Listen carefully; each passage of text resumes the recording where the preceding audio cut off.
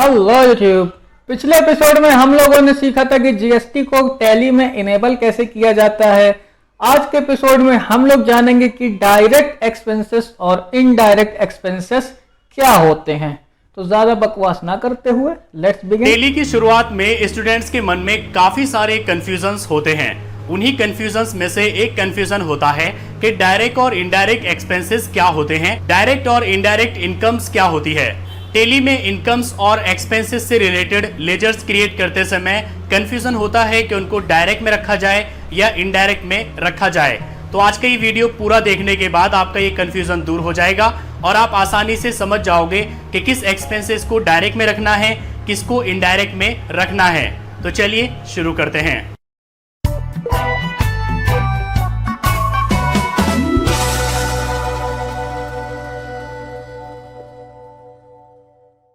पहले हम बात करते हैं कि एक्सपेंसेस होते क्या हैं। माल के प्रोडक्शन और उसको बेचने में जितने भी खर्चे होते हैं उन्हें एक्सपेंसेस कहा जाता है। एक्सपेंसेस से बिजनेसमैन की पूंजी में कमी आती है। एक्सपेंसेस दो तरह के होते हैं, डायरेक्ट एक्सपेंसेस और इनडायरेक्ट एक्सपेंसेस।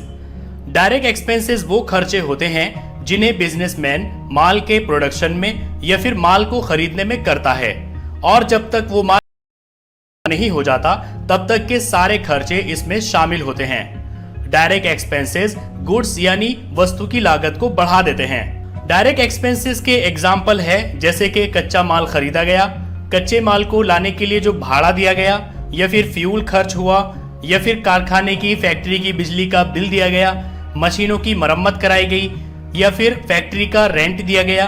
तो ये सारे डायरेक्ट एक्सपेंसेस कहलाते हैं। इनके जो लेजर्स बनाए जाएंगे उनको डायरेक्ट एक्सपेंसेस ग्रुप के अंडर रखा जाएगा। जैसे कि मजदूरी दी गई तो इसका एक लेजर बनाया जाएगा वेजेस अकाउंट, और उसको डायरेक्ट एक्सपेंसेस के अंडर रखा जाएगा।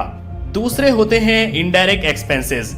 ये वो खर्चे होते हैं जो गुड्स की बिक्री और ऑफिस से रिलेटेड होते हैं। इनडायरेक्ट एक्सपेंसेस के एग्जाम्पल है जैसे कि सैलरी दी गई, डोनेशन दिया गया, डिस्काउंट दिया गया, ऑडिटर की फीस, टेलीफोन के खर्चे, चाय के खर्चे, या फिर बैंक के लोन का ब्याज दिया गया, या एडवर्टाइजिंग कराई गई।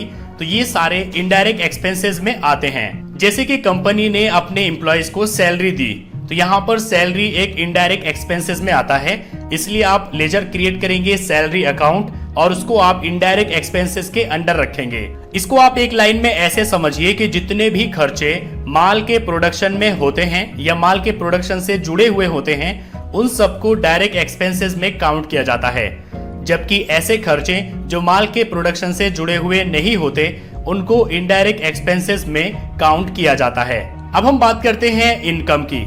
जब हम मार्केट में गुड्स को सेल करते हैं तो हमें पैसे मिलते हैं। इन पैसों में से एक्सपेंसेस को घटाने के बाद जो भी पैसे बचते हैं उनको हम आय यानी इनकम कहते हैं। इनकम दो तरह की होती है, डायरेक्ट इनकम और इनडायरेक्ट इनकम।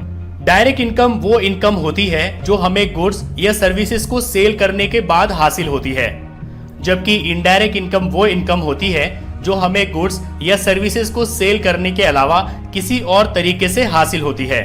जैसे कि हमें कहीं से डिस्काउंट मिला, कहीं से कमीशन मिला, या कहीं से रेंट मिला, या हमने कहीं पर पैसा इन्वेस्ट किया था तो वहां से हमें ब्याज मिला। तो ये सब इनडायरेक्ट इनकम में आता है। तो इसको भी आप एक लाइन में ऐसे समझ सकते हैं कि जितनी भी इनकम्स गुड्स या सर्विसेज को सेल करने से होती है यानी बिजनेस की मेन इनकम होती है उनको डायरेक्ट इनकम कहा जाता है, जबकि ऐसी इनकम्स जो गुड्स या सर्विसेज को सेल करने के अलावा किसी दूसरे तरीके से होती है उसको इनडायरेक्ट इनकम कहा जाता है।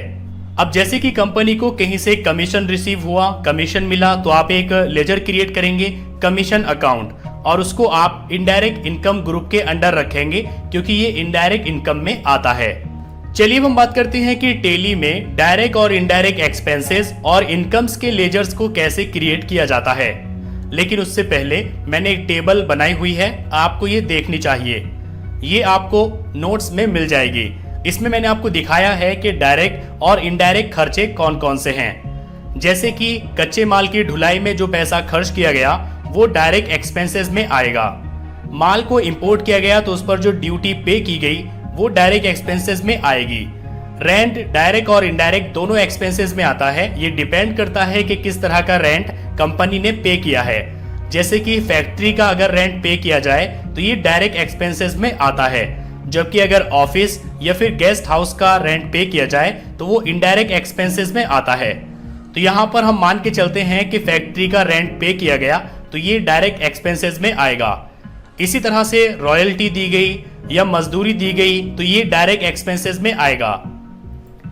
अगर एडवर्टाइजिंग पर पैसा खर्च किया गया या कमीशन दिया गया, डिस्काउंट दिया गया, डोनेशन दिया गया, किसी को फ्री सैंपल दिया गया या इंश्योरेंस का प्रीमियम दिया गया या फिर कोई कंपनी पर केस हो गया और वकील को पैसे दिए गए, लीगल चार्ज दिया गया या फिर कंपनी में आग लग गई और उससे काफी नुकसान हो गया, तो ये सारे खर्चे इनडायरेक्ट एक्सपेंसेस में आएंगे, क्योंकि ये माल के प्रोडक्शन को इफेक्टिव नहीं करते हैं, माल के प्रोडक्शन से जुड़े हुए नहीं है। टेली में लेजर क्रिएट करने के लिए पहले हम अकाउंट इन्फो में जाएंगे, जिसके लिए A प्रेस करेंगे। यहाँ लेजर्स में जाने के लिए L प्रेस करेंगे और यहाँ लेजर क्रिएट करने के लिए C प्रेस करेंगे। यहाँ पर सबसे पहले हम इनडायरेक्ट एक्सपेंसेस का एक लेजर क्रिएट करते हैं, जैसे कि सैलरी अकाउंट।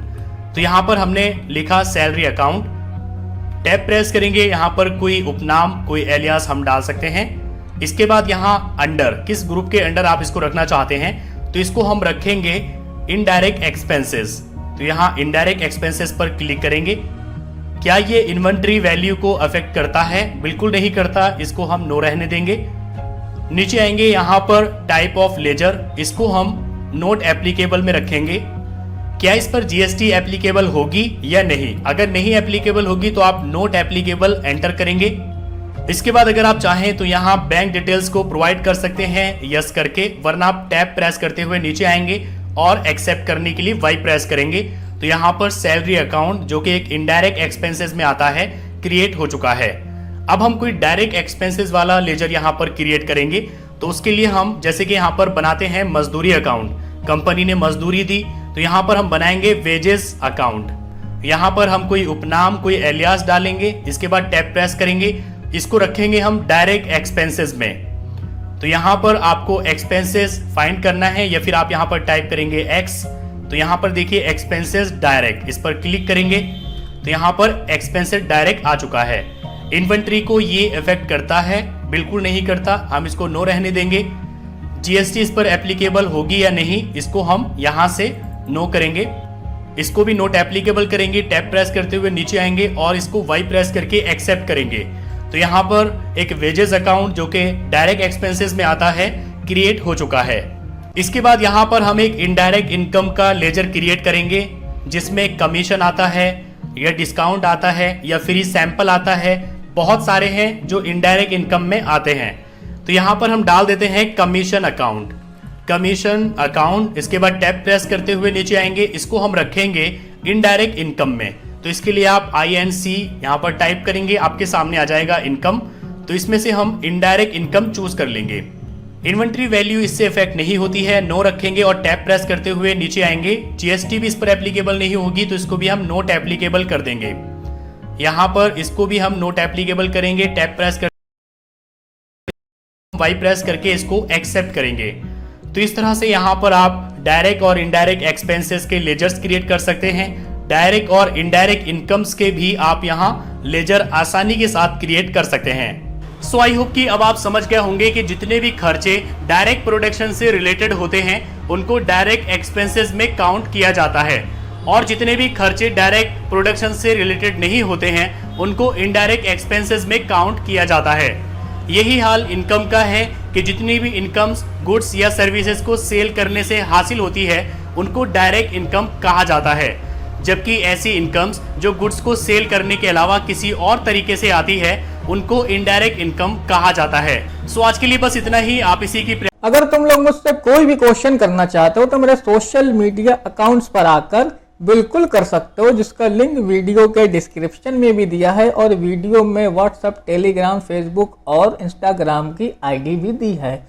और अगर तुम लोग 10-15 सेकंड का वीडियो बनाकर भी क्वेश्चन करना चाहो तो वो भी मुझे भेज सकते हो। इसी बहाने तुम लोग यूट्यूब पर आकर अपने माँ बाप का नाम रोशन कर दोगे। ठीक है, तो मिलते हैं अगले एपिसोड में, तब तक के लिए बाय।